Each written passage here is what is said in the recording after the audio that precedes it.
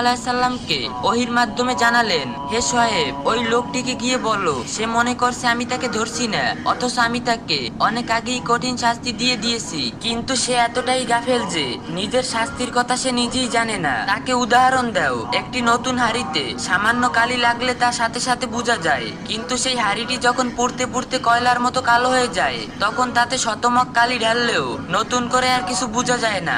লোকটির অন্তরের অবস্থাও এখন সেই কালো হাড়ির মতো। গুনাহ করতে করতে তার হৃদয়ে এখন আর কোনো অনুশোচনা বা ব্যথা জাগে না। হযরত শোয়েব আলাইহিসসালাম যখন লোকটিকে এই কথা শুনালেন, লোকটি তা বিশ্বাস করতে চাইল না। সে বলল, আমার শরীর ভালো, ব্যবসা ভালো, পরিবার ভালো, তবে শাস্তির চিত্র কোথায়? হযরত শোয়েব আলাইহিসসালাম আল্লাহর কাছে এর উত্তর চাইলেন। আল্লাহ তাআলা তখন বললেন, হে শোয়েব, তাকে বলো তার সবচেয়ে বড় শাস্তি হলো সে নামাজ পড়ে, রোজা রাখে, জিকির করে, কিন্তু সে ইবাদতে কোনো স্বাদ পায় না।